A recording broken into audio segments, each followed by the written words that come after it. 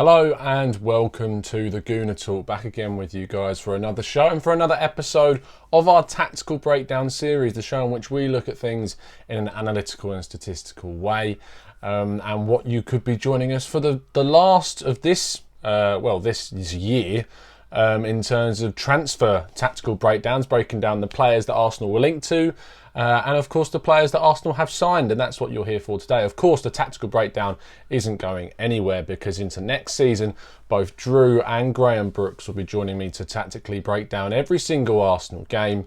And you'll be getting all of that information straight to your YouTube feed. So if you've been enjoying the Tactical Breakdown series, or if you're brand new to it and that sounds like something you'd be interested in, please subscribe to the channel, turn those notifications on so you know when these new shows drop.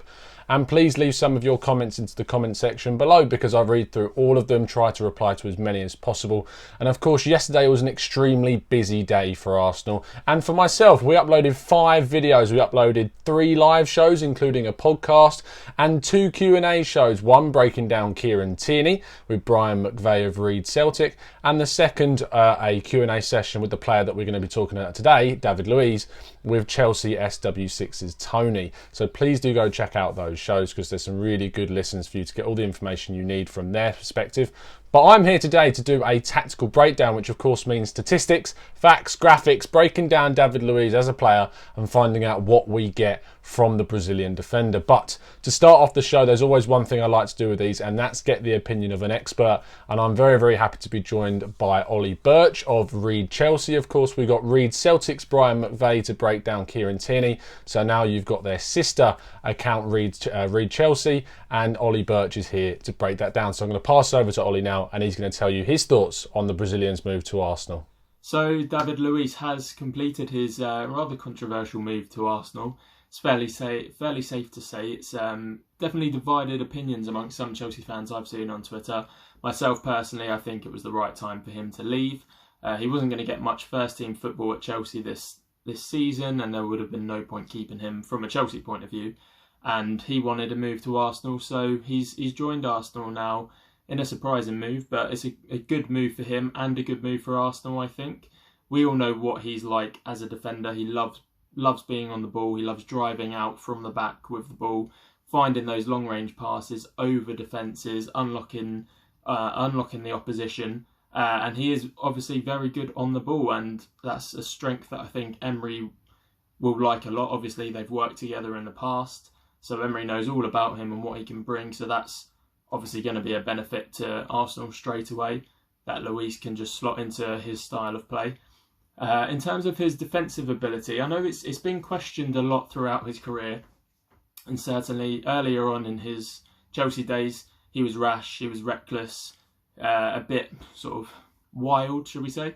But since he's returned to the club for his second sort of spell, I've actually been quite impressed with how he's ironed out those mistakes. He's actually been quite strong, and at one point was one of our most consistent defenders, I think. So he's become a bit more of an all-rounded defender, in my opinion. He's obviously still got that wild side. He'll never lose that. He can be a bit rash at times. But I think it's a good move on the whole, suits everyone involved. There was no point in him staying at Chelsea if he didn't want to be there. Arsenal have got a good defender, probably for 1 season, maybe 2 seasons, until maybe they get Saliba back from loan. So yeah, a good move all round, and I think he probably will be quite a good player for Arsenal. So a huge thank you there to Oli Birch. You can find all of his details in the description. It's at Oli Birch1 on Twitter, and ReadChelsea as well. Go check out them at ReadCFC on Twitter.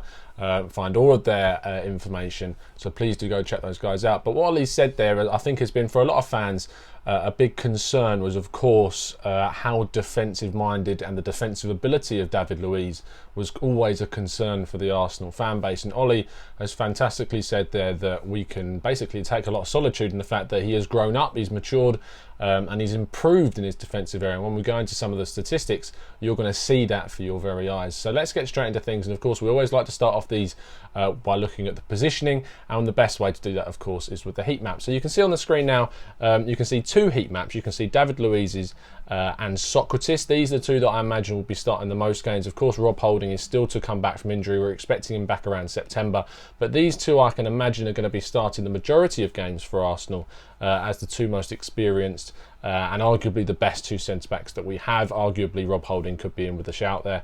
And what Arsenal have been really crying out for is a defender that can play, a central defender that can play on the left-hand side of a two, and that's what you get from David Luiz. He can use both feet, which is great, and you're going to see an example of that when we talk about his passing, but you can see much more shift over to that left-hand side. But what you do notice, very obviously differently to Sokratis, is there is a much more clear connection between the heat intensities in his own half and in sort of the first third of the opposition's half, which can concern a few people because he does like to drift and go out of position and support the midfield sometimes, and that leads to obviously sometimes him being caught out of position.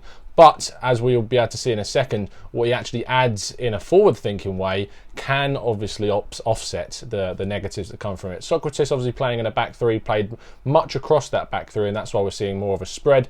But now he'll be able to be more disciplined, sticking to that right centre-back role, which I think will suit him much better. And hopefully we can see a much more disciplined Sokratis next season that hopefully will definitely benefit from David Luiz's inclusion. Let's move then straight on to talking about his defensive stats compared to the Greek defender then. In terms of how he stacks up, defensive duels, while Sokratis gets involved with a lot more than 2 per game in terms of defensive duels, just look at the percentage of defensive duels that David Luiz wins. 68.9% of defensive duels he wins, compared to Sokratis' 17.5%. Now, I'm not really too sure whether to look at it as saying Sokratis is awful in terms of winning defensive duels, or whether David Luiz is exceptional. We know he's got that added height, that added strength, and actual technical ability, and the use of his legs and his feet to actually get in and tackle players, and we're going to look at some of the graphics in a second. But the fact he's winning 68.9% of his defensive duels is brilliant. I think that will put a lot of fans at ease. Aerial duels, he's obviously a very tall player. Doesn't win as many as Sokratis does, 48.1% to Sokratis' 59%. Sokratis extremely good in the air. But it's a good offset with both of them. We've got more of a defensive side of things in terms of tackling with David Luiz and more of an aerial threat with Sokratis. Sliding tackles, more successful for the Brazilian. Interceptions are very similar, around 4.5 each. Losses though, the Brazilian David Luiz does lose the ball more, but not as much in his own half as what Sokratis does, with the 55.3% losing in his own half. In terms of recoveries, winning the ball back, 9.86 times per game for David Luiz, which is much better. I say much better, slightly better than Sokratis' 8.87. And they're about the same when they're won in the opposition half. Block shots, slightly in favour of the Greek defender. Clearances, again, it's a similar story. Fouls, though, Sokratis is actually less disciplined. You wouldn't expect this, but the amount of yellow cards that Sokratis picks up compared to David Luiz is 3 times the amount last season, which is a hell of a lot more. And so actually I think that will put more people's minds at ease, the fact that maybe David Luiz doesn't have this reckless streak in as much as he used to, didn't get any red cards, whereas Sokratis did. So I think that's a plus side for sure. Let's then move on to his passing stats. Passing is obviously going to be very key for a defender at Arsenal. Needs to be able to play the ball very well, and it's here where David Luiz really stands out. So in terms of the passes, he's doing more of those per game, and whilst his accuracy is just about 2.3% less than that of Sokratis, the amount of passes he's playing per game is good. He's receiving the passing a lot more, as you can see as well, 46 compared to the 36 of Sokratis. But it's long passing where he really comes into the fore. Over 9 long passes are made per game, trying to get that ball in behind, and that links into those passes into the final third as well, which is nearly 3 times the amount that Sokratis makes. And with a 63% long pass accuracy, 10% higher than Sokratis, and with a 73% passes into the final third accuracy, you've got a player there that really has sort of a skill set and a secret weapon to his game, and that's something that I reckon that Pepe, Aubameyang and Lacazette are going to love, being able to run on in behind. Bellerin and Tierney as well as fullbacks being found on the wing. I think that's really going to benefit Arsenal moving forwards, and I can't wait to see what that does. Crossing, obviously for a centre-back you don't see it too often, but it's good to see he's got a 50% crossing accuracy. In terms of the passes into the box, it's a lot more than what Sokratis provides, at 0.4 for the Greek and 1.63 for David Luiz, but a much lower accuracy because he's trying it that much more often. He's a centre-back, so they're often going to be really sort of risky passes that could go astray, which could go against the Brazilian, of course. But in terms of the forward-backward pass ratio, they're both very forward-thinking, and you'd expect that from a centre-back. You don't want to see your centre-back centre-back passing back too often. But forward passes, about 8 more passes are being made going forward, or more than 8 going forward compared to Socrates, which is really good. He's really positive. He wants to play the ball forward. He wants to get the ball moving and get his team onto counter-attacks or onto pressing moves as quickly as possible, and definitely falls in the Brazilians' favour. So they're all the statistics that I wanted to go through, but of course we like to look at some of the graphics and see this in real life and how it's worked. So the first one on your screen there, we're going to talk about some of the tackling situations and defensive duels. We said he won a huge percentage of his defensive duels, and you can see that. And not only that, but he steps up in the big games, and we've needed someone that's going to do that. So in this opportunity against Tottenham here, you can see David Luiz getting his foot to the ball, clearing the ball away from danger, and he does it on a regular occasion. You can see it in a separate game against Tottenham again, getting his foot to the ball at the right time, winning back possession for his team. And finally, you can see this for Chelsea here, winning the ball back in key scenarios against Frankfurt in the Europa League semi-final, getting the ball, and not only that, but recovering possession and then being able to play a pass out to a teammate. Tackling and defensive duels has really been added to his game, and whilst he can get caught out of position, when he's in position, his tackling is very, very good. If we then move on to some of his passing and what the passing we can show, it's really that long ball in behind that really Arsenal will benefit from. As I said, the fullbacks and the forward line and the wingers are going to love seeing those balls going behind. Pulisic was really latching onto these balls during pre-season. You can see that he's not lost it. I'm using examples here from as recent as possible, and Pulisic was loving those, and Chelsea have lost definitely an asset in that going from the team.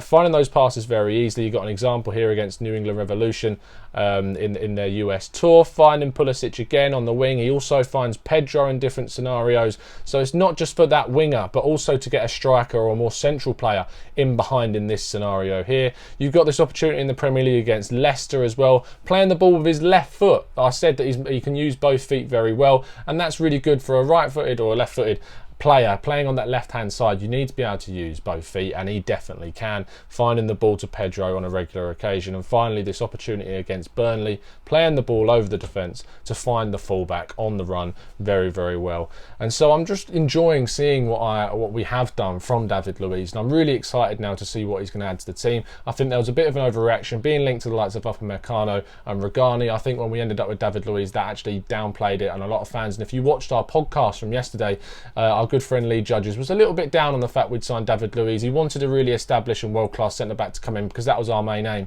But I think actually watching this back and doing a little bit more research on David Luiz, I think we've discovered that we might be adding a real quality centre-back to our team that can do a job, as Oli says, for maybe a season or two. So thank you ever so much for tuning in. If you are enjoying these series, please subscribe and obviously keep those notifications on so you never miss a show. We'll be back again later in the day to do a preview for our first episode of a new series called Eyes of the Opposition. I'll be joined by Liam Kennedy, who's a writer for Newcastle, and he's going to break down all of their pre-season, how they're looking ahead of the new season. Steve Bruce coming in as well, a couple of new signings we're going to look at as well, and even a little cameo chat about William Saliba, who of course played for Saint-Etienne in a pre-season friendly against Newcastle. You're going to get some insight on that, so please tune in for that. Check out yesterday's videos. Thank you ever so much for tuning in. I'll see you again very, very soon, and as always, up the Arsenal, and welcome Mr. David Luiz.